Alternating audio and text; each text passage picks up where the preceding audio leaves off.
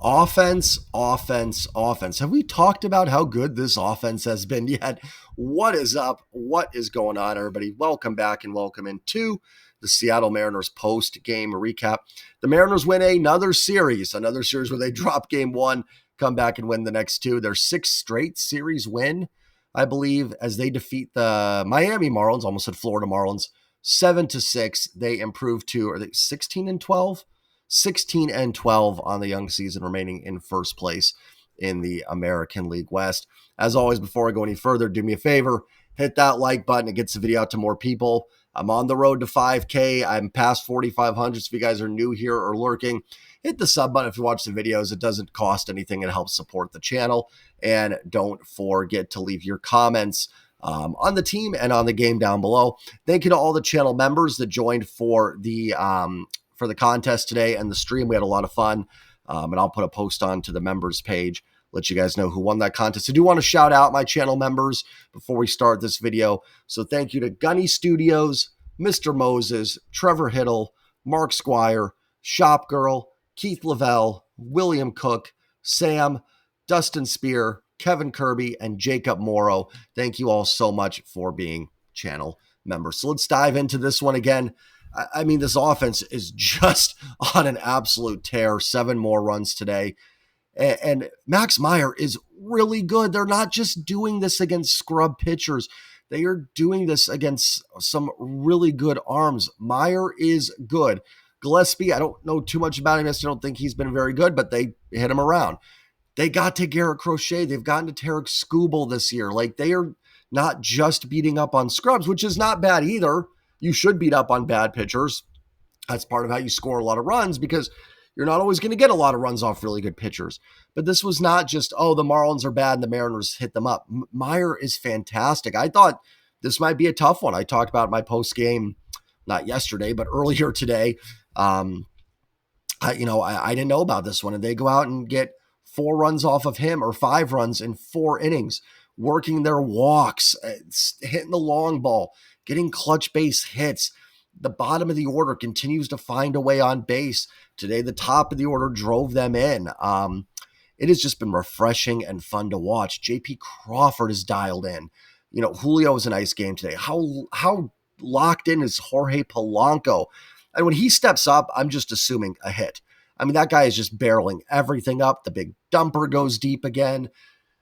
And it's just, I mean, like I said, the bottom of the order, the Rivas and Mastroboni have been locked in. I mean, it has just been so much fun to watch. It's a little different this year because the pitching has been a little more iffy than it has been in the past.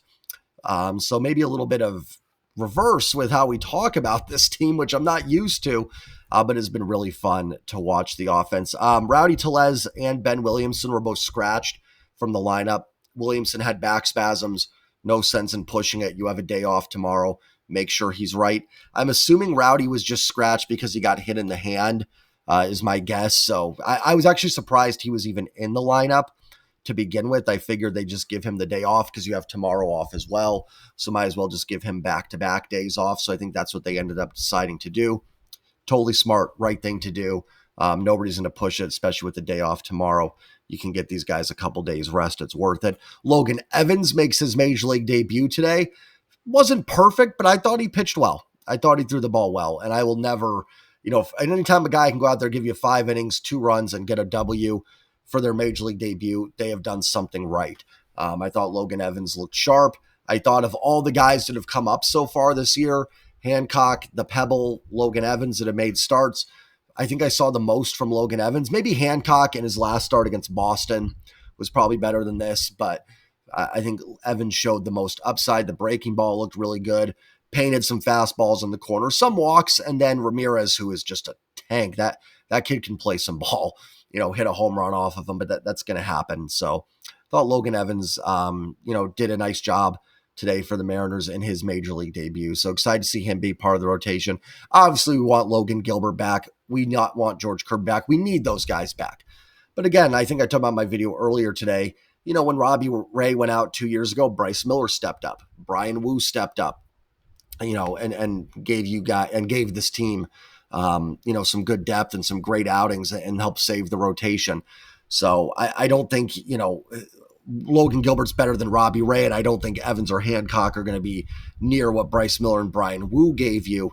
But next man up, right? If these guys can come up and deliver starts like this, it will help this team get over those injuries, and hopefully, George is on the mend, and hopefully the news stays positive with Logan Gilbert, and he can get back in there in maybe a month or so. And help this team out. And then you're in good shape. And then you've got good depth too. If Logan Evans has to make a start or Emerson Hancock has to make one, you feel pretty good that they can come up and provide some value for the team. The bullpen, this is going to be a historic day. I'll get into it more in the box score. A historic day on the Jays Trident podcast. I'm done with Trent Thornton. I've defended him. I have, but I mean, the guy is just a ticking time bomb of giving up home runs. Can't have it. Can't win with it. It's too much of a risk. It is too much of a risk to have him out there. But we'll talk about that a little bit in the box score. Real positive for this team. And again, I say to these series, a lot of moxie and guts winning this series after Friday. Logan Gilbert goes out. I think we're all thinking season ending when it happens. It's natural. You're not being negative for thinking that. It's just part of sports. Dylan Moore makes that error. The Marlins score 600 runs. And oh my gosh, now this series is going to be a mess because the team's going to be deflated with Logan being out. You're facing a really good pitcher in Meyer on Sunday. If you don't find a way to pull out tomorrow, you may get swept in this series. Kind of the same way I felt, Boston. Now Boston was a little bit different. I just didn't love the matchups the next 2 days. This one, it wasn't that I thought the Marlins were better than the Mariners. I just didn't know if emotionally they'd be able to bounce back after the injury, and they have. Luis Castillo, I thought, made a huge statement yesterday. And again, this offense, I mean, if this offense is this dialed in, this is going to be a fun season. This team's going to win a lot of games. Is the offense this good? I'll continue to talk about that. No, probably not going to score 21 runs every 2 games, but the teams that were better than them in WRC Plus coming into today were the Cubs and the Yankees. Haven't checked on the Cubs too much. I don't really know how their numbers are looking, but the Yankees are probably overperforming too.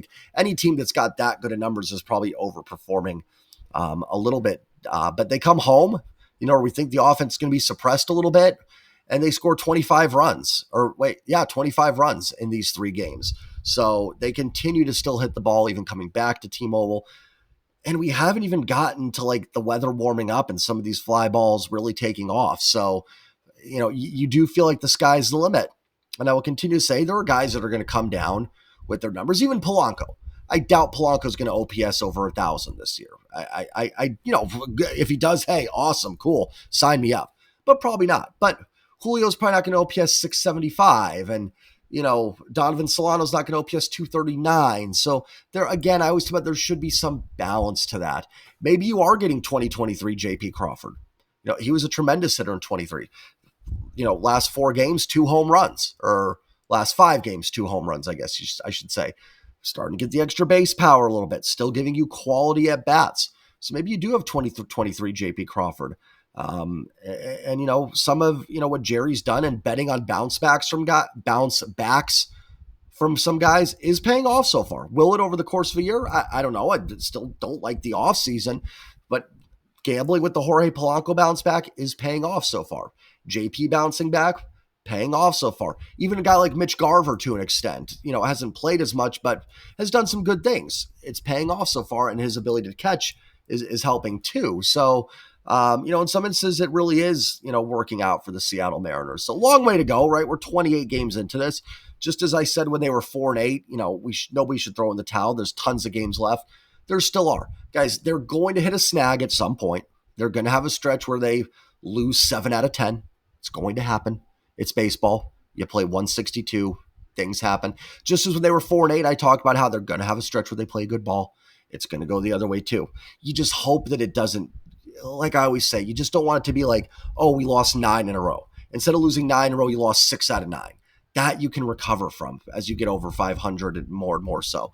It's when you fall into the 8-game losing streaks or 13 out of 15. That's where you start fading. And you hope that no one in the AL West gets super hot.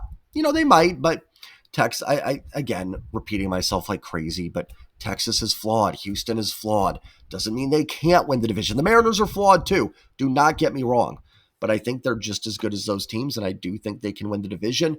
And as it keeps going along, I start buying in, more and more. And listen, yes, we need to temper expectations. We saw a team with a 10-game lead last year lose the division, but we're fans, right? Like sometimes we need to take off our analytics or analyst hats and just enjoy it. The Mariners are playing good ball. Let's savor it. Hopefully it keeps going, and hopefully in a few months we're talking some playoff baseball here, because I do think this team's capable. Need Logan Gilbert, George Kirby back. I will say that. So let's dive into the box score here today. Logan Evans, pitching side, 5 innings, 2 hits, 2 runs, 2 earned, 3 walks, 3 Ks. A lot of foul balls from the Marlins. I thought, kind of shortened his outing a little bit, but did a nice job to get through 5. Did a real nice job in that 5th inning. A couple of lefties up there with Edwards and Sanchez. I thought maybe Dad should go to Gabe Spire in that situation just because he didn't want the Marlins clawing back into it. But Evans did a great job to get those 2 out and finish off his outing with a W. That kind of bulldog mentality to finish that start and get the W. And I thought the stuff looked good.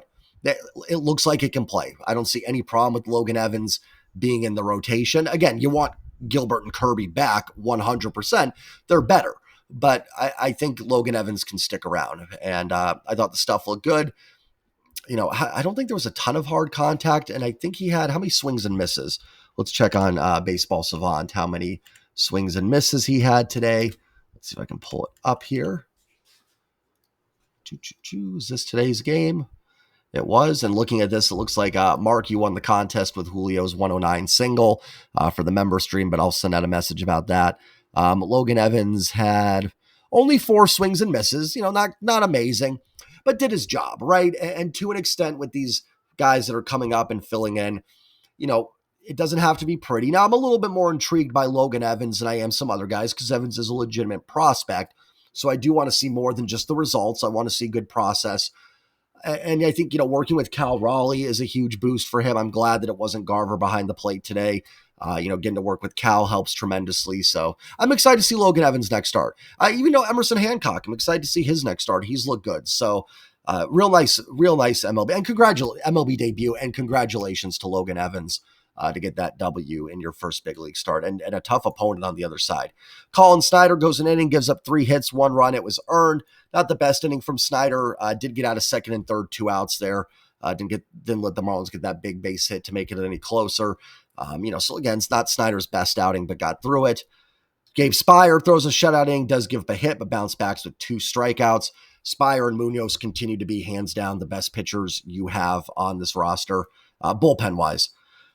Trent Thornton. 1 inning, 3 hits, 3 runs, all earned. Where's Carlos Vargas? Vargas hasn't pitched in now over a week. He was getting warmed up in the bullpen. So he's not hurt, or you would have put him on the IL, because at this point he'd be close to 10 days. In fact, Tuesday may be 10 days since he's last pitched. He didn't do anything in his last out against Toronto to lose faith in him. I don't understand why they're not using him in these situations. And I'm done with Trent Thornton. I can't. I've tried, but like I said, it's an end of an era. Yeah, and by the way, for the record, Trent Thornton is absolutely going to bounce back now and throw like 8 shutout innings with 14 strikeouts just by me saying that. So you're welcome, Trent, Mariners fans, because you are going to get dialed in Trent Thornton now for the next month. But it's too much of a risk to put him in. Listen, the first hit was a little bit of a BABIP single. It went off his leg. The second one was a broken bat single. He's not 7.7 ERA bad, but he's not good. There's too much risk with the home runs. It's too much of a problem. What's the quickest way for any team to get back into a baseball game? The long ball. You're down 6-0 in a game. You bloop a couple singles and someone goes deep. You've cut that lead in half. It is too much of a risk outside of him pitching when it's 10-0 either way to put him in. He's got some good stuff. He got a nice swing and miss on Mervis. Is it Mervis or Marvis? Mervis. Boy, the Marlins roster is one I just do not know very well. And that was great. Like, there is some good stuff there. The sweeper can be a weapon against righties, but there's just too many fly balls going over the fence. Will that come down a little bit? Probably should, but a lot of these aren't cheapies. It's not like little pop-ups that are just Yankee Stadium home runs that are going over the fence in right field, or the home run that Spire gave up in Boston that was, want to call it what do they call that, a unicorn, when it would have been out in one park and it just happened to be in the park that the player was playing in. That thing was crushed by Norby. The one by Casas was crushed. Like, you just can't do it. You can't have Trent Thornton in a 7-4 game coming in with 2 outs and 2 on and risking giving up that home run. Of course, any pitcher can give up a home run, but it's too much of a common occurrence with Trent Thornton now. It's just happening way too much, and they're lucky it hasn't cost them yet.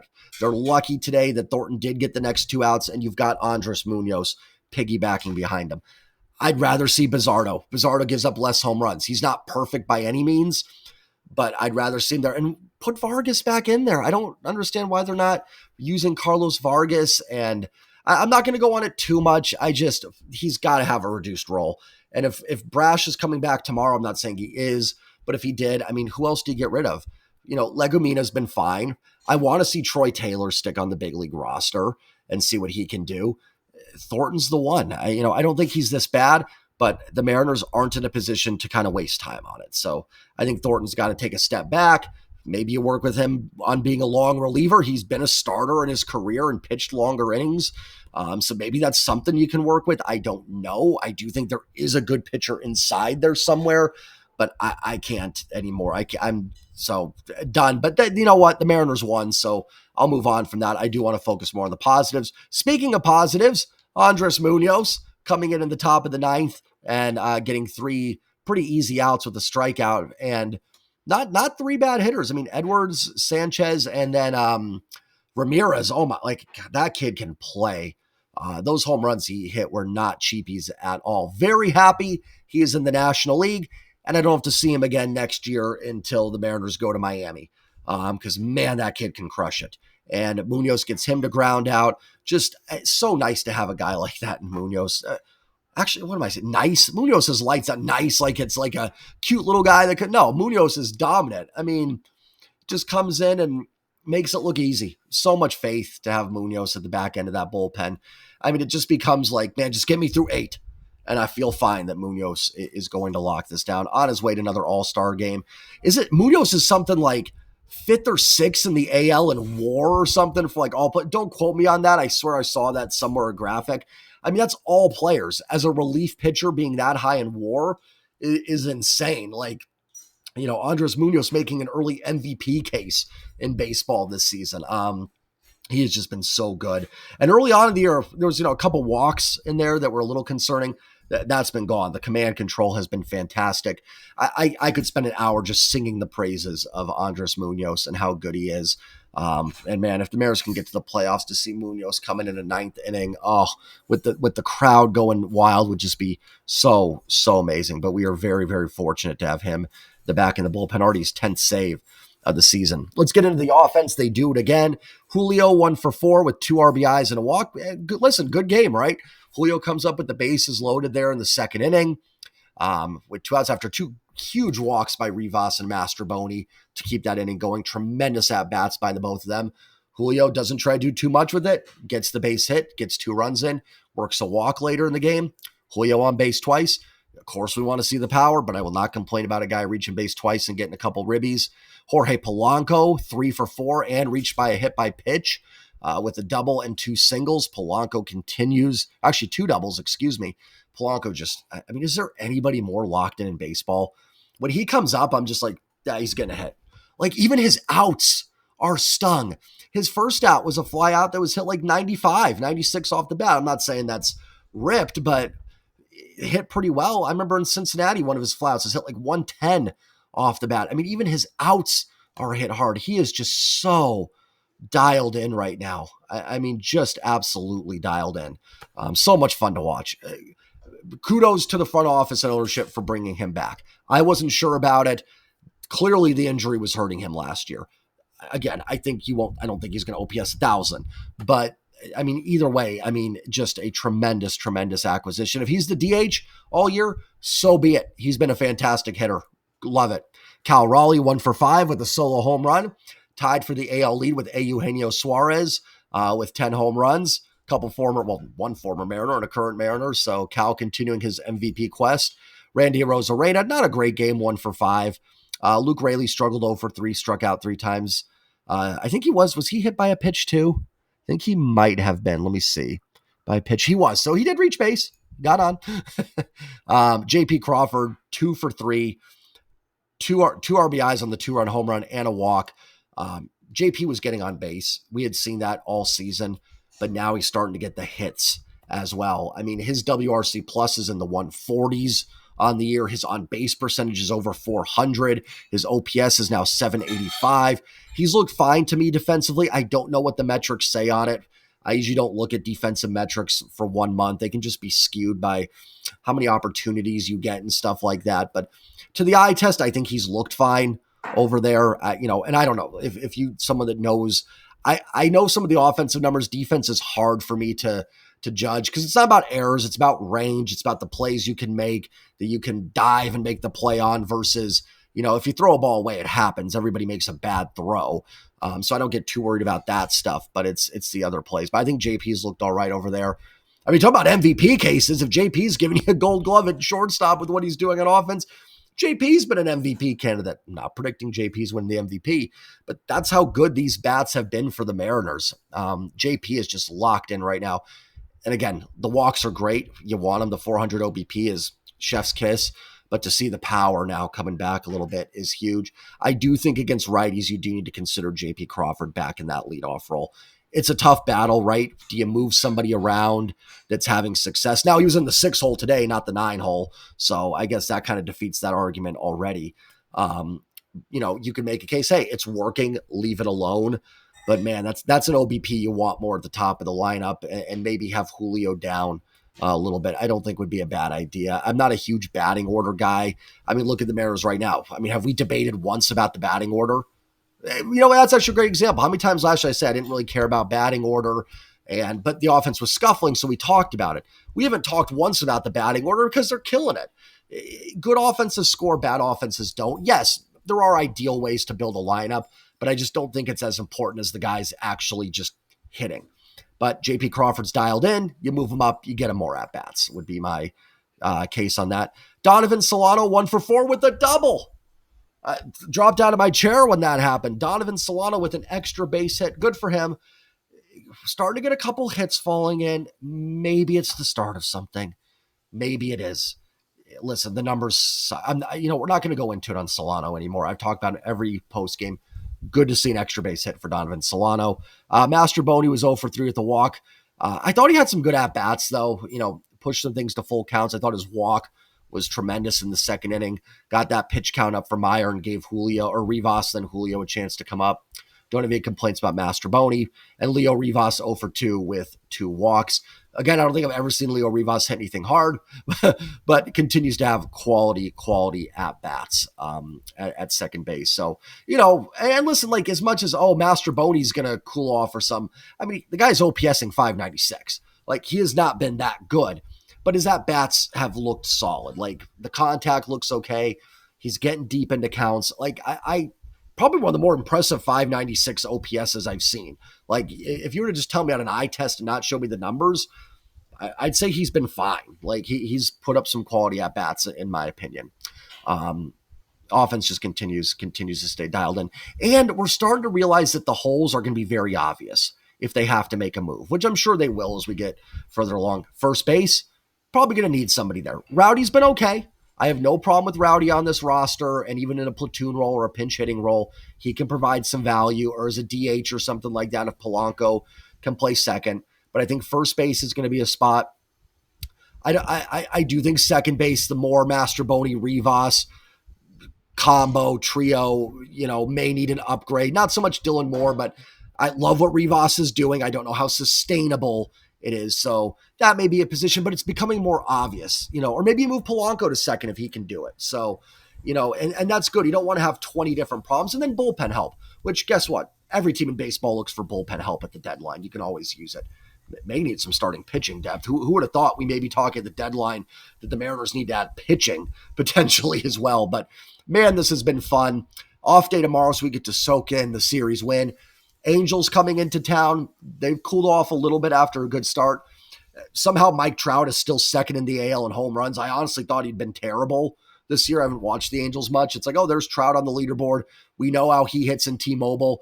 Trout's like Tiger Woods. Like he's just never out of it.